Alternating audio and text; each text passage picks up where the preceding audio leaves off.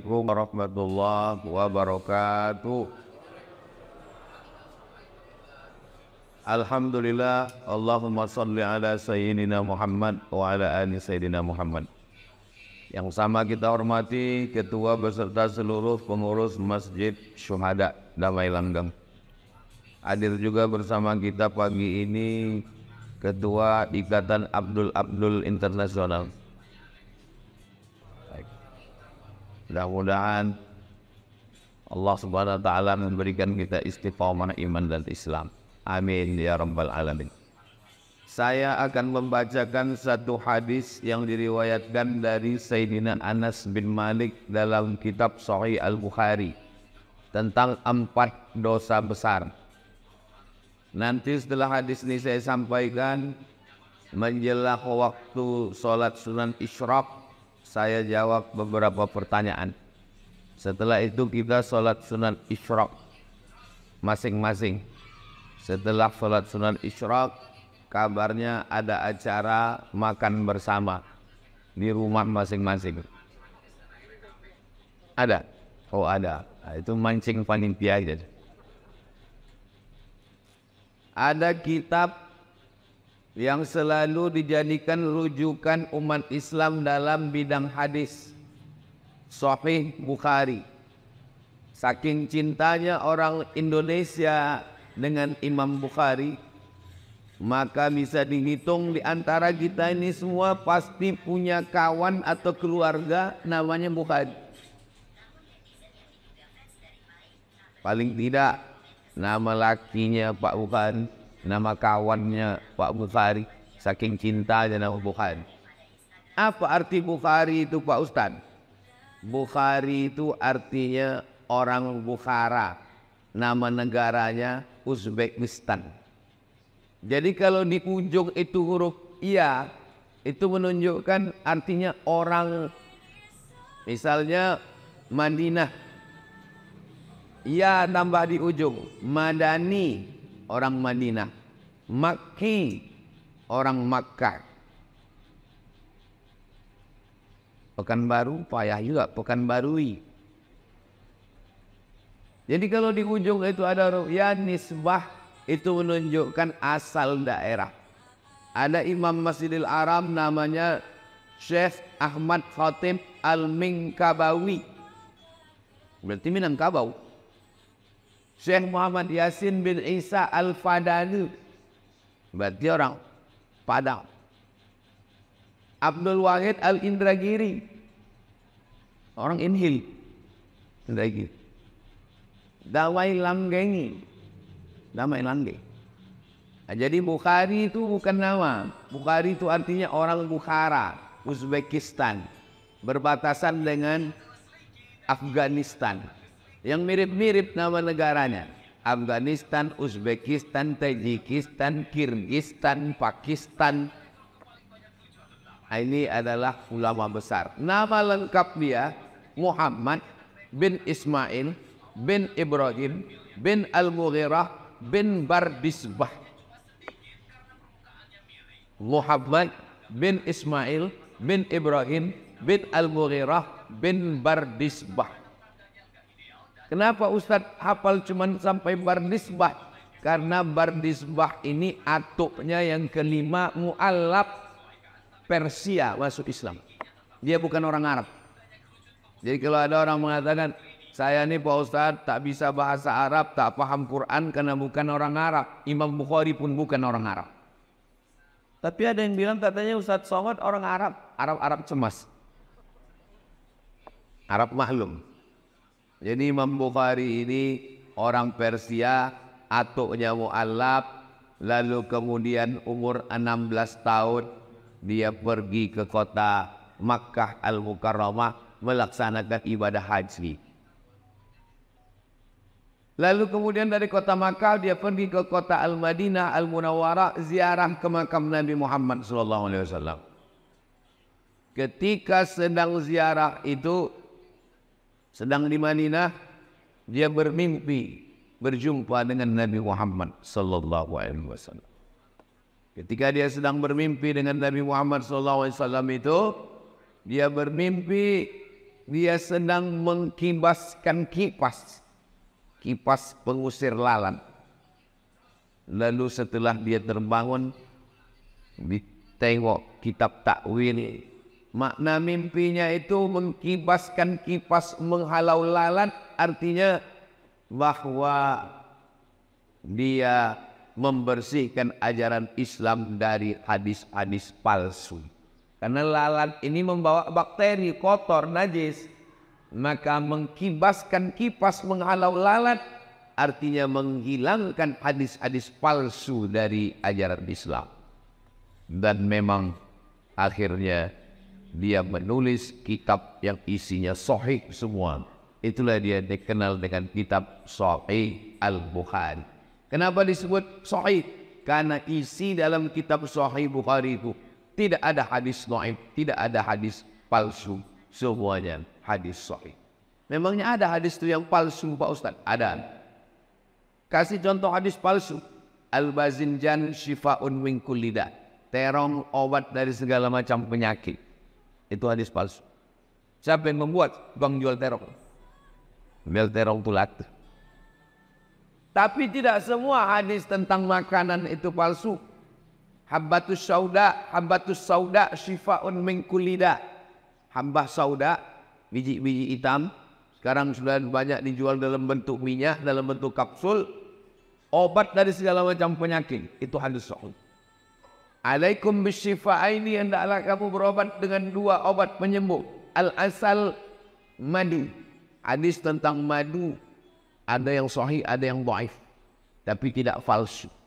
Jadi tentang hadis sahih, palsu, dhaif itu kita mesti serahkan kepada para ulama. Yang paling mudah kalau beli kitab hadis, tengok di bawah statusnya hadis sahih. Berapa status hadis? 4. Yang paling tinggi sahih, di bawah sahih hasan, di bawah hasan dhaif, di bawah dhaif maudhu. Contoh hadis dhaif, Allahumma barik lana fima razaqtana wa qina azabannar. Dhaif.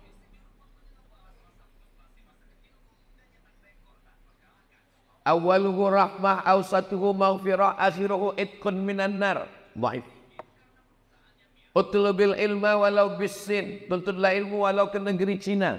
Dhaif. Masalah rupanya hadis dhaif ini. Kata Imam Nawawi, ajma'al ulama'u ala jawazil amali bil hadis dhaif. Ulama sepakat boleh mengamalkan hadis dhaif. Mana tahu nanti ibu bapak sedang makan, Allahumma barik lana fima razaqtana wa qina azabannar. Datang orang sebelah, itu hadis dhaif. Emang masalah buat lo? Hadis dhaif tidak masalah, tak apa-apa diamalkan. Dengan syarat 5. Pertama, bukan dalam masalah akidah. Dalam masalah akidah tak boleh hadis dhaif. Kedua, bukan masalah hukum fikih halal haram. Masalah halal haram tak boleh hadis dhaif. Ketiga, tidak ada periwayatnya yang kazab, pendusta, penipu, pembohong. Keempat, masih bernaung di bawah hadis sahih. Kelima, untuk fadail amal, motivasi beramal, boleh beramal dengan hadis dhaif. Likulli syai'in qalbun, segala sesuatu punya hati. Wa qalbul Qur'an Yasin, hatinya Al-Quran adalah Yasin. Iqra'uha ala mautakum, bacakan surat Yasin pada orang mati. Hadis dhaif boleh diamalkan karena bukan masalah akidah, bukan masalah hukum halal haram.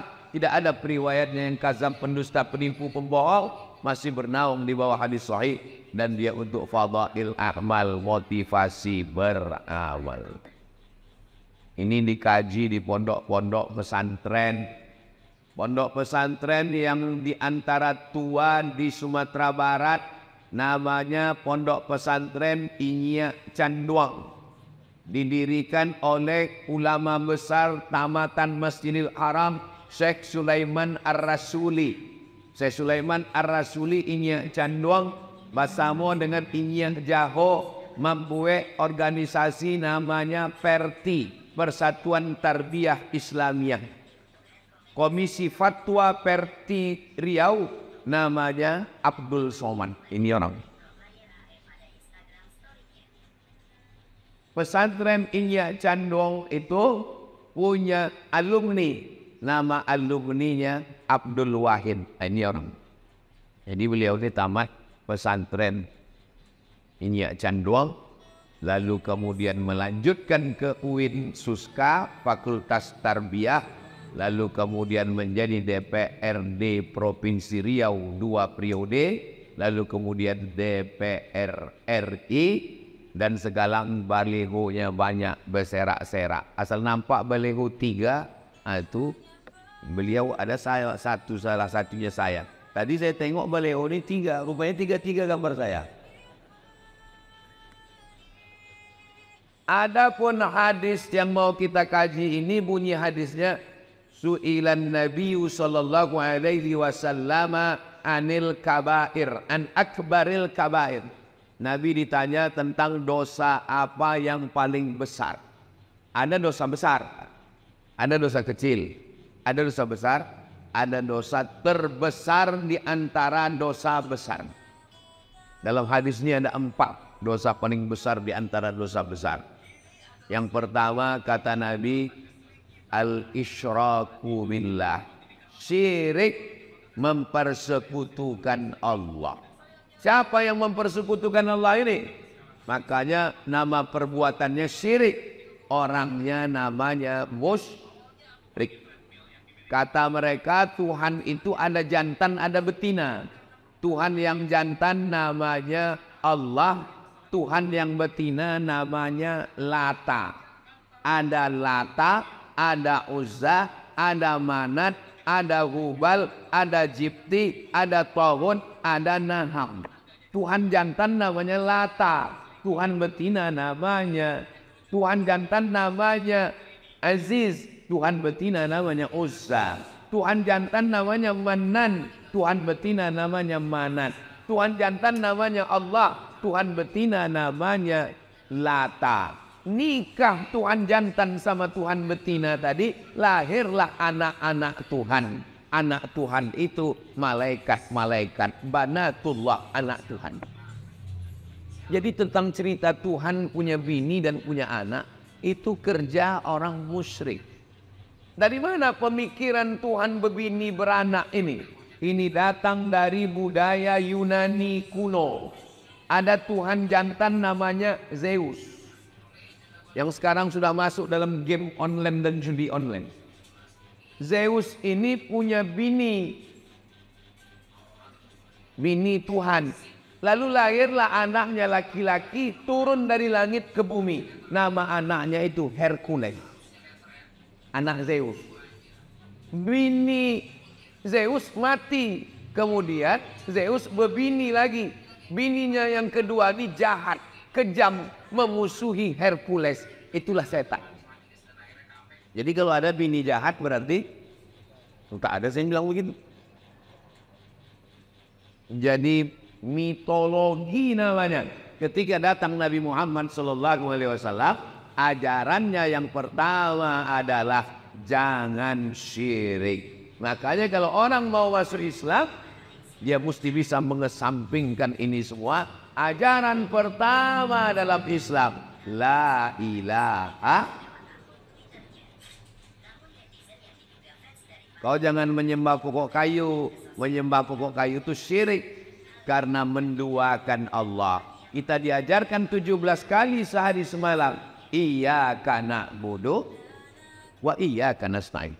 Ini sekarang banyak orang iyyaka na'budu wa duku nasta'in. Kenapa berdukun itu syirik? Karena dukun-dukun berkawan sama setan. Dukun mintanya ke setan. Saya tak percaya Pak Ustadz dukun itu mintanya ke setan. Buka Quran juz 29. Ada satu surat namanya surat Al-Jin. Kenapa surat Al-Jin? Bapak dengarkan aja pengajian.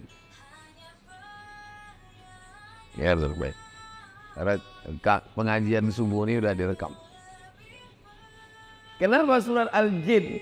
Karena memang makhluk jin itu ada.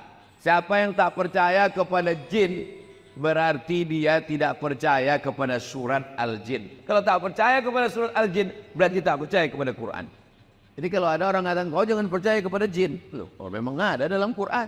Makanya sebelum tidur malam dibaca Al-Fatihah sekali, Qul huwallah 3 kali, Al-Falaq sekali, An-Nas sekali, ayat kursi sekali, dihembuskan ke tapak tangan, disapukan ke muka, ke kepala, ke badan. Dibacakan Fatihah sekali, Qul huwallah 3 kali, Al-Falaq sekali, An-Nas sekali, ayat kursi sekali, dihembuskan ke air, diminumkan, dimandikan. Air yang sudah dibacakan ayat-ayat tak boleh dipakai cebok, diminum habis. Takut saya terkencing-kencing Pak Ustaz, siramkan ke pokok bunga. Kalau terganggu, yang anak gadis, yang cantik-cantik, jangan sombong. Karena tak semua laki-laki itu bisa menerima kenyataan. Nanti sakit hati dia, diganggunya pinggir jalan. Adik, mau tak nikah sama abang? Diam kau kucing kurap, wih. Diambilnya air liur itu, dibawanya ke dukun. Dukun minta ke setan, dibacakannya mantra. Kak kang telingo bosi mulut tersongkang gigi terkunci. Makan mie ayam, nampak muka jantan tuh bergelombang. Makan bakso, nampak muka dia. Pas mau makan gulai sate, nampak dia. Siang malam terbayang-bayang, makan tak kenyang, tidur tak lelap, kena pelet. Saya di rumah ada juga pelet ikan koi. Maka anak-anak kita diajarkan membaca-baca. Bang Abdul Wahid pun perlu juga ini, tak perlu kita ajari, dia tamat pesantren. Membaca-baca. Kenapa? Tidak semua orang niat baik, dukun, santet, jin, setan, segala macam. Saya jadi dewan juri musabaqah tilawatil Quran Kabupaten Indragiri Hulu di Pematang Rembang. Pagi-pagi pergi saya mau sarapan. Pas mau sarapan dipanggil orang. Ustaz Somad, Ustaz Somad.